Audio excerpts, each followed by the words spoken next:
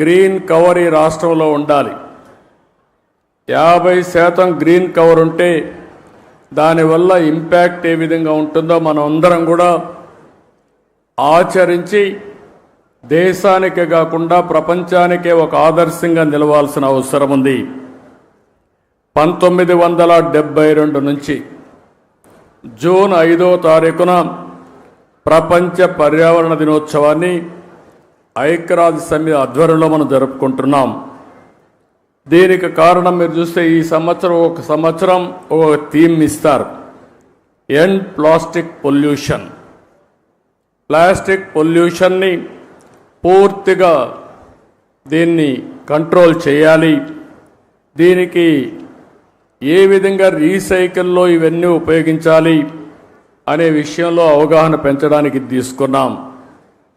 మన రాష్ట్రానికి మనం ఒక్కసారి వస్తే 37,421 చదరపు కిలోమీటర్ల అడవులు ఉన్నాయి.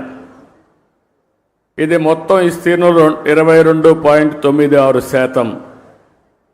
ఈరోజు మన రాష్ట్రానికి ఒక పెద్ద అడ్వాంటేజ్ ఏంటంటే అడవుల్లో చెట్లు ఉండడమే కాకుండా రాయలసీమలో నల్లమలై ఫారెస్ట్ ఉంది.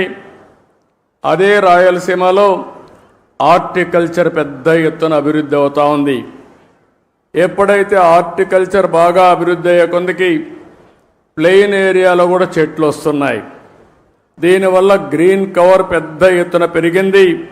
దీనికి ఉదాహరణగా మీరు చూస్తే ఈరోజు రాష్ట్రంలో 30.05% గ్రీన్ కవర్ ఉండే రాష్ట్రం మంది. దీన్ని 50% తీసుకుపోవాలనేది మనందరి లక్ష్యం. ఒకప్పుడు నేను 2 ఏళ్ళు 3 ఏళ్ళు చెట్లు కూడా ఉండేటివి, పెద్ద చెట్లు నాటేవాళ్ళం. ఒకప్పుడు కాంగ్రెస్ పరిపాలనలో మీరు ఒకసారి చూస్తే చెట్లు నాటడం అంటే వాళ్ళకి అవగాహన ఉండేది కాదు.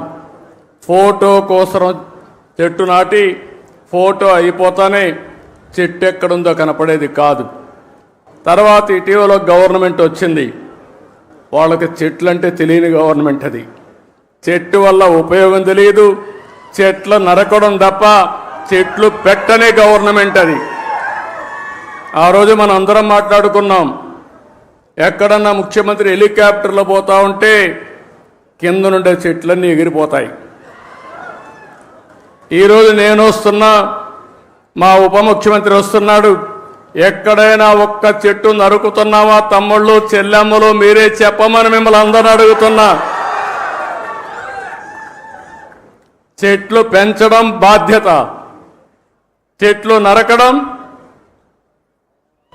దుర్మార్గం. కొన్ని దేశాల్లో అయితే శాశ్వతంగా జైల్లో పెడతారు చెట్లు నరికితే.